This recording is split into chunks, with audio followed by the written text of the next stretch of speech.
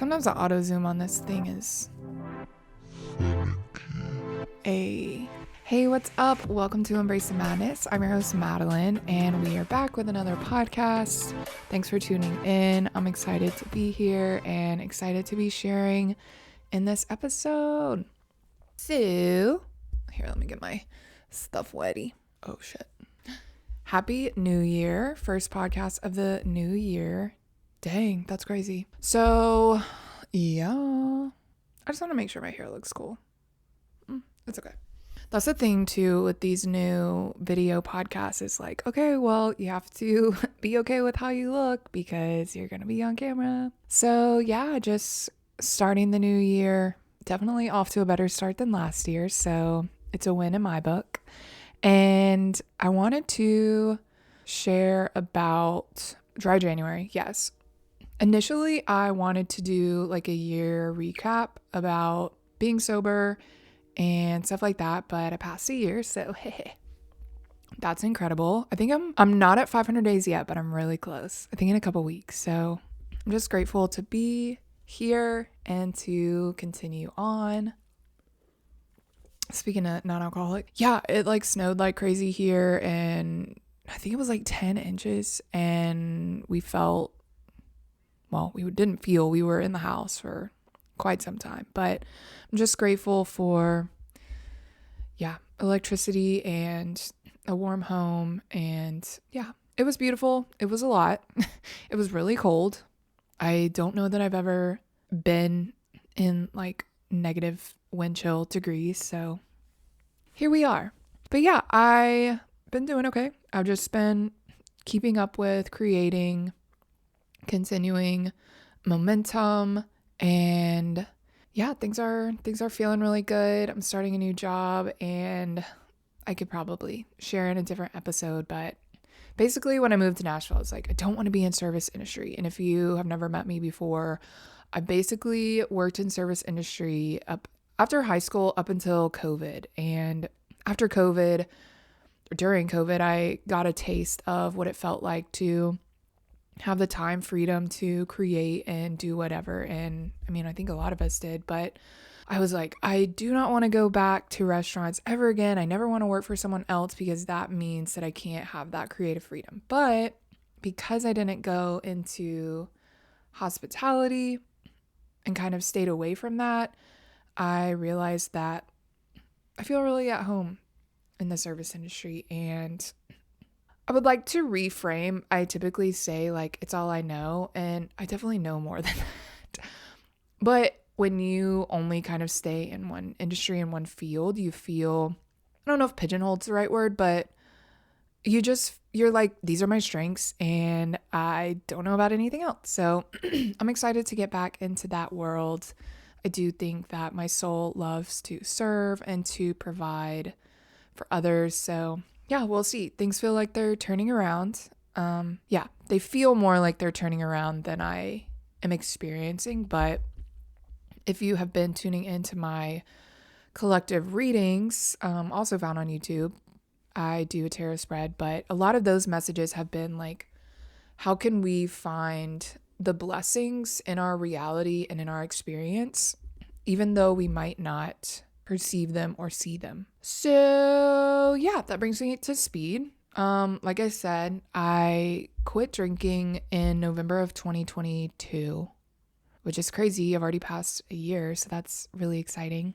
And yeah, I wanted to post the year, but then I was like, wait, what if I talk to this audience of people who have already pursued this dry January, this little taste of sobriety? No pun intended or pun intended. This taste of sobriety for, 3 weeks now, and who have really been feeling good and who have really felt the benefits of this new kind of direction.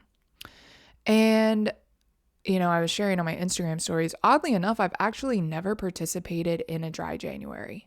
A lot of my ego was really wrapped into my relationship with alcohol. And I say that meaning like, I used to say, oh, I don't need to quit because I know I could quit if I wanted to. And so I never did quit. I never did take a month off. And I think I started realizing like, oh, well, maybe your inability to take time off is actually coming from something else. So that's that. But yeah, I had never participated in dry January. So I'm actually like really stoked for y'all. And if you have never heard of dry January and are just like, what is that? Dry January is this kind of instant, it's kind of like sober October. The holidays had been just this indulgence and people want to take a break. A lot of people do Whole30 where they kind of eliminate pieces of their diet. Others do a little adventure into sobriety. And then my stomach is like hungry. I don't know if you could hear that.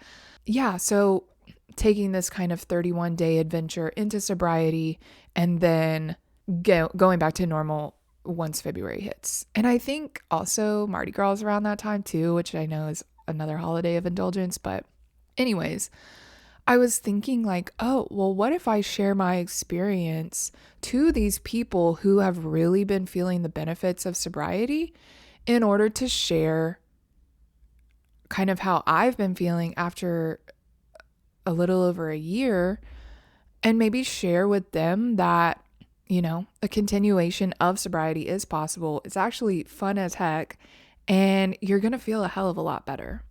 So if you are participating in dry January, hats off to you. Congrats. Proud of you. And if you're not and you're just listening, you're just kind of lurking, that's okay too. I'm proud of you. I think our relationship with alcohol is so taboo, and I definitely feel like things are shifting. I feel like younger generations are either not even getting into alcohol or just more aware of the effects. And so I always felt like pressure. I felt like people would be like, well, why are you quitting drinking? Or why are you doing that? Or why do you feel like you can't control yourself? Like it felt like a me problem. And I think for a lot of us, it does feel like a me problem. Why do I have this problem? Why do I struggle with addiction? Why can't I moderate? Why can't I, XYZ? And that's tough, especially when there's so much shame wrapped around it, when there's so much, I forgot the word. I forgot where I was going. There's just such a stigma around not drinking because it's so normalized. And I feel like it's almost like a crutch to help you feel better about your habit. And this isn't to shame anyone because I've been there. Like I remember what it was like. I remember not being able to do dry January. I refused to do it.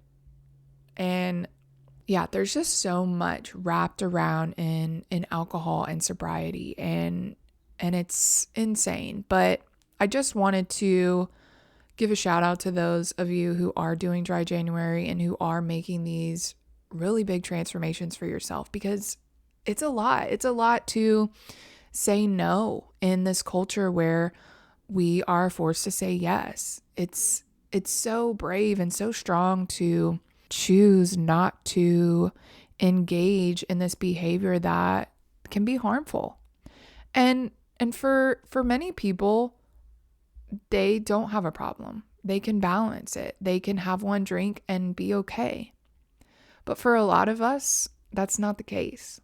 For a lot of us who have family history of alcoholism, that's not the case. For a lot of us who, it could really be anything beyond alcoholism, because there's something about that relationship with dopamine.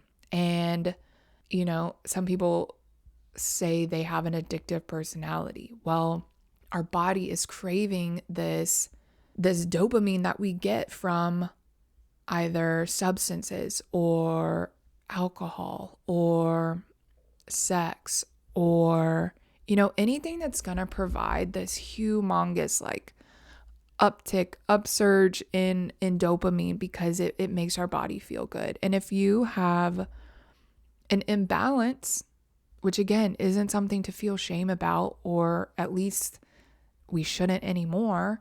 If you have an imbalance, then you're going to have a more difficult time feeling balanced. You're going to have a difficult time feeling regulated without these other substances. And it gets to this point where it's beyond the mental and the psychological. We are chemically dependent on these things. And that's like what I had come to terms with too, is like, I hadn't ever taken a break from drinking since I was of drinking age. So probably like 20, 21.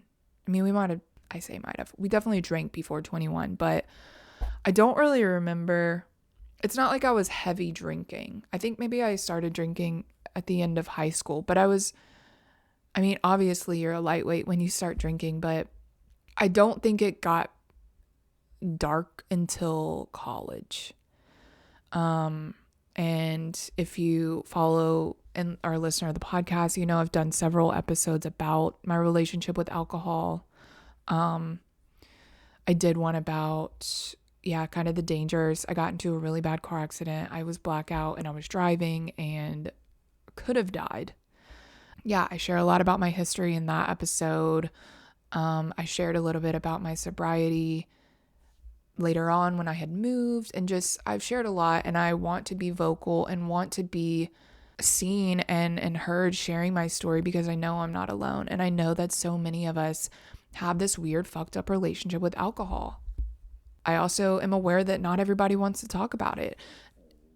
For a lot of people, there's shame wrapped up around it, especially, you know, if you are a male, then there's this whole stigma of you can't be weak. If you are, you know, sober or pursuing more health, then you're a pussy, you know, like just this horrible thing connected to that. And it's just like, I'm so grateful that it feels like we're moving towards a time where that is in the past and you can still be strong and not weak, choosing yourself and choosing your mental health. Because at the end of the day, that is where my relationship with alcohol went. My mental health was, and I've never been tested for autism, but I feel like I probably have it, and somewhere on the spectrum. But I realized a lot of my relationship with alcohol was again, I had never quit. So it's like, I had just never quit. But looking back, I had masked a lot of myself. I have always related to like being a sensitive person, but I had to quiet a lot of that down. I have experienced a lot of shame around my sensitivity and my feelings and my emotions. And so alcohol was a way for me to kind of put that on mute and be a different person. Especially going back to being in the service industry, being around alcohol, bartending. I worked at this place and we drank nearly every day. Usually it was like on the weekends, and then it becomes like a peer pressure thing. You're drinking because other people are. You're called a pussy if you don't drink with them. You know, it's just like this whole thing wrapped around how other people perceive us and how other people treat us. And, you know, because it's so normalized and because it's so common to drink all the time, you're weird if you don't. You're weird if you don't order a drink. And that is sad to me too, because I have found so much peace and I've rediscovered myself. I feel like my creativity and my relationship with my creativity is so much different. My self-doubt still sometimes shows up because I'm human, but I'm able to meet myself with more compassion and more grace and really get so much more out of life. Gotta have the bubble water. I'm actually having a 3-beverage moment. I've got some water, shout out RP Tracks, some coffee, and the classic bubble water. That's what we call sparkling water in our house. But yeah, like I just want to validate everybody who has had a weird relationship with alcohol, who has had this weird, fucked up journey of shame and doubt and not believing in yourself, because it sucks. Feeling like that sucks. But sobriety has taught me that there is another way. I'm looking for the kitty. We got a cat. Well, we got 2 cats. Sobriety has taught me that there is another way. And I'm sure if you are in the middle of your dry January and you're almost done, that's incredible. You literally have like a week. That's amazing. Literally a week from today. Today's the 24th.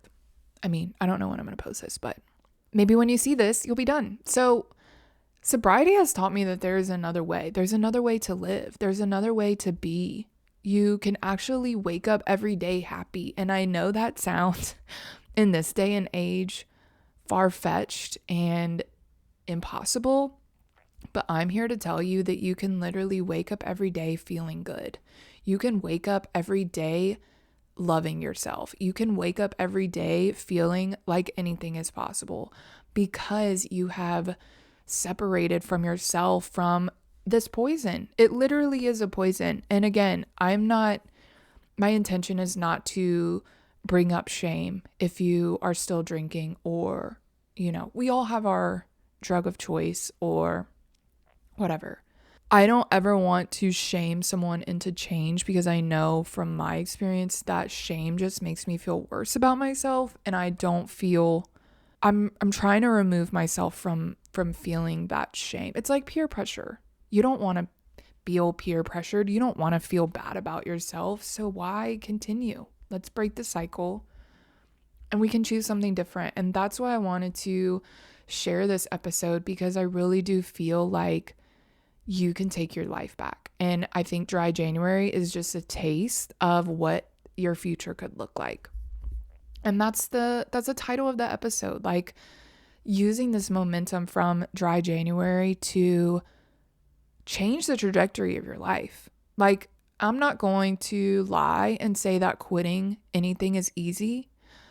I feel like I have a weird scenario where my body just kind of rejected it. And so I haven't really even been interested in drinking again. And I know that relapse is a real thing. And so many people do struggle with feeling like, oh, I need a drink or I need another substance. And that's the reality of life, and this dependence and this like chemical relationship we have built with this substance. But there are so many benefits to continuing this journey, and there's so many options now. There's so many substitutions you can make, so many more people. That was a big thing. I was worried about going out to bars.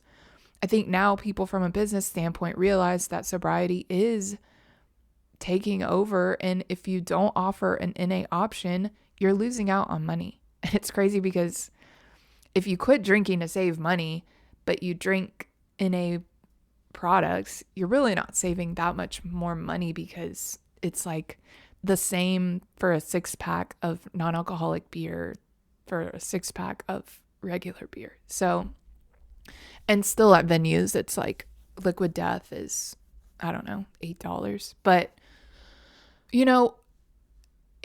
I would pay anything for the way that sobriety makes me feel. And I just want you to know that it's possible. I want you to know that you deserve to feel good, and you deserve to feel in control of your life, and you deserve all of those good things. And when you are around people who care about you and support you, and you have substitutions, you have sparkling water, you can do it. And there are going to be times when it's fucking hard. There's going to be times when you feel like everything sucks. But I want you to remember that you are whole and you are worthy without any of these substances. And you are deserving of love.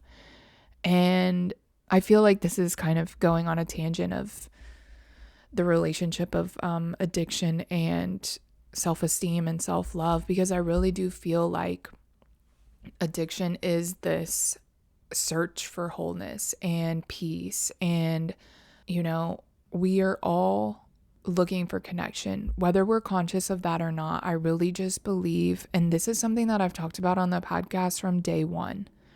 I don't have videos on it yet. I'm thinking about all of that. But if you tune in on Spotify or iTunes, in the first couple episodes, I share about how, we are these smaller pieces of this big puzzle.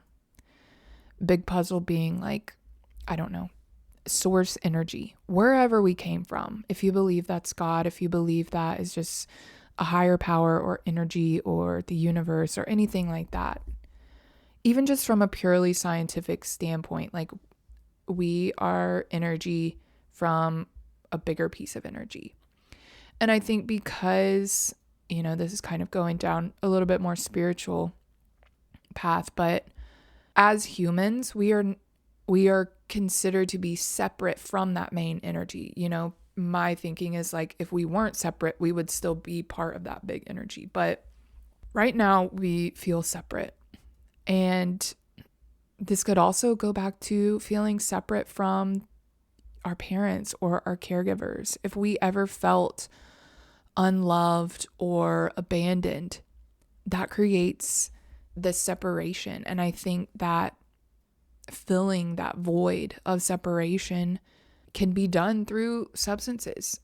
And it doesn't even have to be a drug or alcohol. It could be sugar, it could be coffee, it could be anything. But it's like, because our dopamine is feeling like we're missing out, like there's this void, chugging coffee is going to pump dopamine and pump caffeine to where we feel more whole. We feel like, oh, I feel better, like I feel connected. And again, this could be all unconscious, but I really do believe that addiction is based on us wanting love and us wanting this connection again, something that we feel that we are not capable of receiving or achieving without something.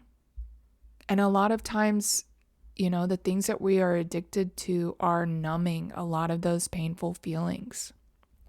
And I didn't even have any plan for this to go this deep, but I'm glad that it is, because I really do feel that sobriety has taught me that I don't need anything outside of myself. There's still times when I, want caffeine or want to smoke or anything like that. But I know fundamentally that I have everything I need inside me, and I don't need any substance to be who I am already. And I think that, a lot of addiction does fall on this chemical dependence that has been created. And I think that's why it's hard to just go cold turkey, because our bodies have built this, our bodies have basically restructured its functioning to be used to consuming this. So it's like, if I've consumed alcohol for 10 years, my body is used to and expects these substances to come into my body to feel normal. And when we remove these substances or, try to get sober from drugs, our body is like, wait. I'm used to this thing every day and I'm not getting it. And now I can't be stabilized. My homeostasis is not balanced. And homeostasis is just this kind of neutral, you hear people talking about getting back to homeostasis. It just means like, if scales are balanced, that's homeostasis. It's not homeostasis when one is kind of like far on either side. But when we look at our bodies as like this scientific kind of organism, a machine almost, it's like it just wants to get back to balance, because anything not balanced is like not balanced. And like that's why it's so hard to just cut off or quit cold turkey, because you're literally like removing these substances from your body that it depended on. And that's the thing with addiction, is like it's chemical just as much as it is psychological. And that's my whole spiel on that. And I think that sobriety, just shows you that there's another way. You might be thinking like, oh goodness, I could do it for 31 days, but I don't know if I could do it for 365 days. And I'm here to tell you, consider the possibility. I think first of all is even just like believing that it's possible. If you don't believe that you can be sober, it's going to be challenging because your mind is already kind of deciding like this is going to be hard. And I don't want to be naive about it either. Pursuing sobriety is not easy, especially when we are around, again, people who don't think anything twice, who are kind of in these cycles of just consuming. And again, we are removing shame from this because I do not want anyone to feel shame or to feel that shame about who they are and the decisions that they're making, because I don't think that it's a good motivator. But I want you to go into February. You don't even have to commit to 365 days. You could just like, what if I did sober February? What if I did 2 months? And you can also tell your brain, well, it's a leap year, I think, this year. But February is less days than January, so it's not that much more time. But just tell yourself that it's possible. And know that when you have the tools to move forward, you're going to have a lot easier time. And these tools being, remembering how strong you are, remembering how good you felt, remembering all of those amazing things about this journey that you've experienced, all these new drinks you've gotten to try. So you might be thinking, oh God, this is going to be really tough. I don't know how I'm going to do it. And I will say that at the beginning of my journey, being around other people, and still sometimes now, it's hard. It's hard because you feel FOMO, you feel left out, you feel like you're not participating, and that's why substitutes come in. Liquid Death is amazing. It's like a sparkling water. I'm obsessed with Athletic Brewery. I'm obsessed with free wines, FRE. It's like alcohol removed wines. But it's like if you have a substitute, it's going to be a million times easier. And giving yourself those options are going to help you when you do have those hard moments, when you do have to be around people who are not on that journey. Because it's boring if you are like, oh yeah, well, I'll just have a Sprite. And it's like, Sprite's good, but again, it still feels like you're kind of missing out. Playing shows and staying out late at bars and venues was kind of hard for me. And if you are into that scene, it might be challenging too. A lot of times people are doing other things. So sometimes you're not drinking, but just being around other drunk people can be a trigger because you realize how loud you are. You realize how annoying you are. You realize how you just go in circles. And I don't know if you've ever tried to logic or reason with an intoxicated person, but it can be really challenging and difficult. Because, logic is kind of removed when you are inebriated. And I just want to tell you right there, don't even try. Don't even try to rationalize. Is that the word? Yeah, with someone. And probably the biggest thing to make sure you've got all your tools is like, shit's gonna come up. And all of these things that you have previously numbed yourself towards, really big, heavy feelings, grief, sadness, you're going to have to face those head on. And that is probably one of the hardest parts. But, this journey teaches you that once you're able to face these big emotions and let them kind of move through you, you'll realize that you don't even need to numb out anymore because you have allowed them. That's the thing, like when we numb out or get high or things like that, we are kind of like avoiding these bigger, harder feelings. And what I have learned in my journey is like all you have to do is allow yourself to cry and allow yourself to get angry and allow yourself to be really fucking sad. But like by you holding those in your body and processing and moving through them, when they come back, they don't hurt as much. And it's like when things come back, and I don't know, I haven't really talked about it, but my tattoo is a unilome. I don't know if you can see it. You can kind of see, but see those like circles? So it's like we are going to constantly have these themes that are going to circle back in our lives. And that's the cool thing, is like they feel less intense each time because we have moved through them, and we've seen them, we've said hello, and we've tried to listen, and now we're letting go. And yeah, it's like incredible, because the more you can do that, you build confidence and strength and trust in yourself. And that is so incredible, because you're like, oh, well, then I can do anything. And I think that cutting out alcohol has really helped me believe in myself and trust myself and know that I can depend on myself. Another thing is, you at first are not going to feel like you have energy when you're either in those situations or around people. And it might be true.